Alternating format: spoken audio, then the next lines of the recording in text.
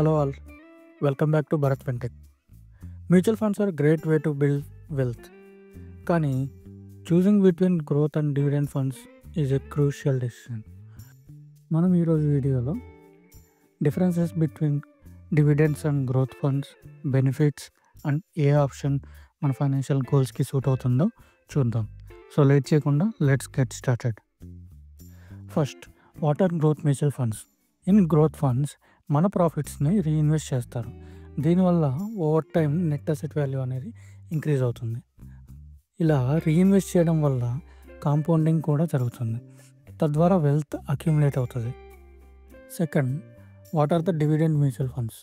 In dividend mutual funds profits అనేవి over time regular ఇంటర్వెల్స్లో ఇన్వెస్టర్స్కి డిస్ట్రిబ్యూషన్ జరుగుతుంది. అలా after each dividend payout fund యొక్క నెట్ అసెట్ వాల్యూ అనేది డివిడెండ్ అమౌంట్తో పాటు డిక్రీజ్ అవుతూ ఉంటుంది. Next, key differences between dividend and growth funds చూద్దాం. రిటర్న్స్ విషయానికి వస్తే రీఇన్వెస్ట్ చేయడం వల్ల హయ్యర్ పొటెన్షియల్తో ఉంటాయి. ఇక్కడ రెగ్యులర్ ఇన్కమ్ ఉంటుంది.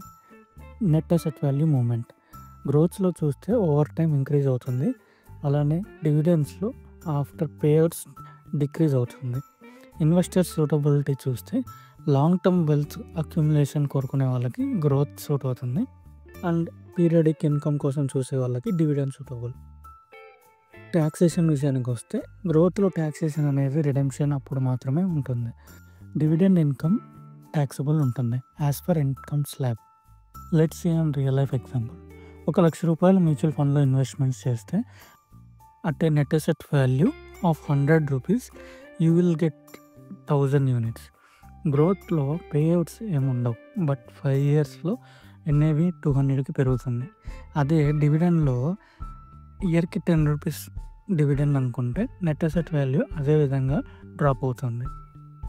Which one you should choose అంటే long term wealth accumulation, tax efficiency and growth కావాలి, అలానే పేఅవుట్స్ ఏమొద్దు అనుకుంటే గ్రోత్ ఫండ్సే బెటర్. ఆల్సో రెగ్యులర్ ఇంటర్వెల్స్లో పీరియడిక్ ఇన్కమ్ కోసం చూసే వాళ్ళకి డివిడెండ్ అనేది సూటబుల్. ట్యాక్సేషన్ విషయానికి వస్తే గ్రోత్ ఫండ్స్లో ఓన్లీ క్యాపిటల్ గెయిన్స్ పైన మాత్రమే ట్యాక్స్ పడుతుంది, దట్టు రిడీమ్ చేసినప్పుడు మాత్రమే. డివిడెండ్స్లో ట్యాక్స్ అనేది ఇన్వెస్టర్ యొక్క ఇన్కమ్ ట్యాక్స్ స్లాబ్ పైన డిపెండ్ అయి ఉంటుంది, ఎందుకంటే రెగ్యులర్ ఇంటర్వెల్స్లో పేఅవుట్స్ ఉంటాయి కాబట్టి. Now let's see pros and cons. Growth ఫండ్స్లో ప్రోస్ వచ్చేసి హయ్యర్ రిటర్న్స్ ఉంటాయి, tax efficient, wealth creation, and cons వచ్చేసి రెగ్యులర్ పేఅవుట్స్ ఉండవు. డివిడెండ్ ఫండ్స్లో ప్రోస్ వచ్చేసి రెగ్యులర్ పేఅవుట్స్ ఉంటాయి, లిక్విడిటీ ఉంటుంది. కాన్స్ వచ్చేసి లాంగ్ టర్మ్ రిటర్న్స్ తగ్గుతాయి, అలానే డివిడెండ్ పేఅవుట్స్ పైన ట్యాక్స్ పే చేయాల్సి ఉంటుంది. That's all about growth versus dividend funds. To sum up, growth funds ఎవరైతే లాంగ్ టర్మ్ కోసం చూస్తున్నారో వాళ్ళకి సూటబుల్, అండ్ రెగ్యులర్ పేఅవుట్స్ కోసం చూసే వాళ్ళకి dividend funds suitable. Choose wisely based on your financial needs. If you found this video helpful, please do like, share and subscribe to our channel for more investment insights. Also, మనం చేసే mutual funds యొక్క playlist link డిస్క్రిప్షన్లో ఉంది, ఒకసారి check చేయండి. అలానే for investment advice and IPO related suggestions కోసం మనం వాట్సాప్ కమ్యూనిటీ లింక్ యాడ్ చేసి జాయిన్ అవ్వండి. Thanks for watching and happy investing.